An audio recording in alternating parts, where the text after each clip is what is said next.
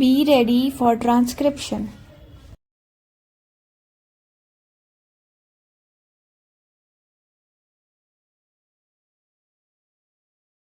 Mr. Vice Chairman, I was speaking about the need for developing a strong UN delegation.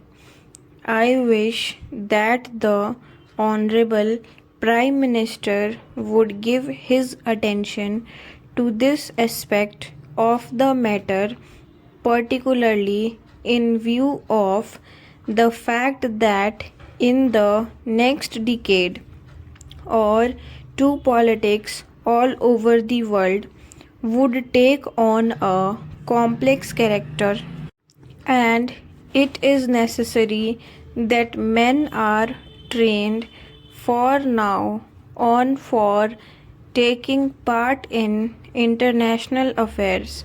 In the UK and the United States, such delegations are built with men who have wide knowledge of international affairs, and there should be other qualification for a man to be included in such a delegation.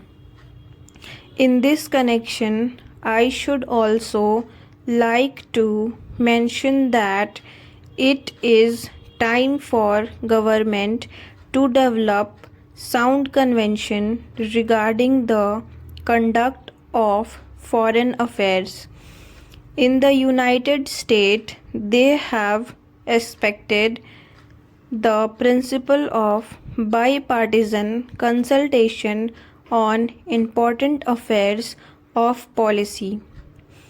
For example, when President Kennedy stood for election, President Eisenhower, even during the period of the conduct of the campaign of President Kennedy, kept him informed about major developments in foreign affairs.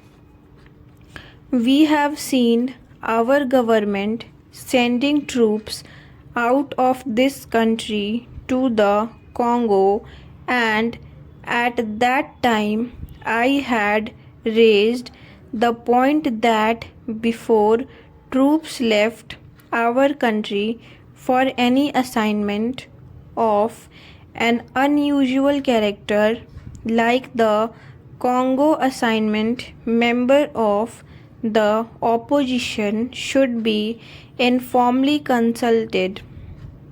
There will be no question of any leakage of information whatever if leaders in the opposition are consulted on important aspects of foreign policy.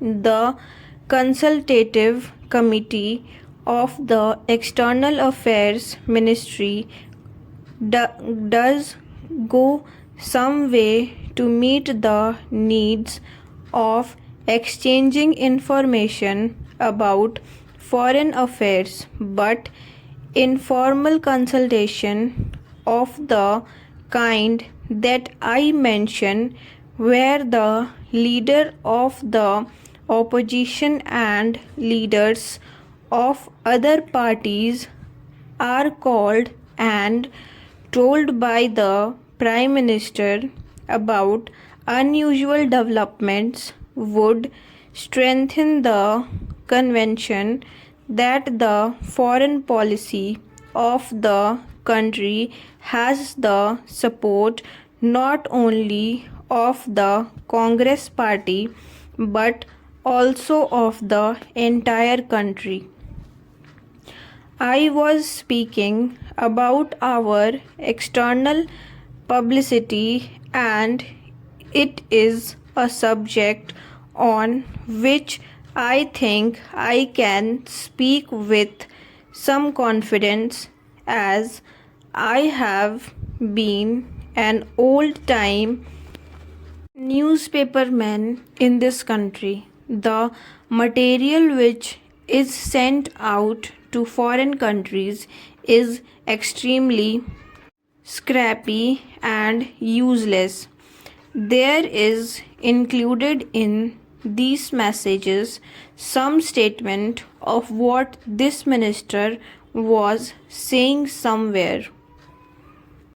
We are trying to give publicity to ministerial activities, and it is inevitable that some such publicity should be given because ministers are in charge of the government, but one abroad does not get a real idea of what is happening in the country. I would like to suggest for the consideration of the External Affairs Ministry that they should send a fortnightly assessment of what is happening in India, written dispassionately, not to please a minister or to highlight something that he has done, but to give an objective assessment of what is going on in the country.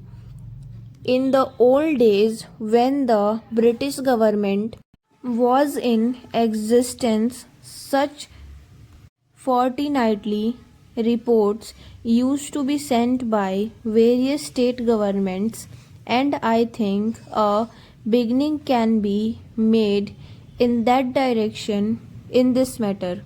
The other point I would like to suggest is that publicity is an complicated and technical matter. The Foreign Service, as it is constituted today, does not have sufficient training in publicity. The Estimates Committee, which went into the demands of the External Affairs Ministry, mention about the method of training which have been adopted, but since our foreign service men are not trained in publicity work, and one sees, for example, that a lot of confusion has arisen in the United States over Ambassador Nehru's statement, I think the External Affairs Ministry might well set up a committee of members of parliament who are conversant with external publicity and some newspaper men to advise the External Affairs Ministry from the time to time. I do not think that the committee will ask for information which is confidential or secret, but they can assist a newspaper man. There are a handful of competent men who would be willing to serve on the committee in an advisory capacity. They would be able to tell the External Affairs Ministry what should be done in order that our news publicity abroad is better. I might mention also that the Estimate Committee had recommended the creation of a cultural cell. Sir, to my mind, we have also to be clear in our mind regarding the objective of rural industrialization. Do we mean to have only diversification of rural economy, and are we going to have rural industrialization only in order to give some help to those who find themselves unemployed during a certain period of the year? Are we aiming at utilizing local resources and meeting local needs through diversification of rural economy, or have we more fundamental objective in mind when we are trying to industrialize the rural areas? Without this, I am afraid rural industrialization will not be possible.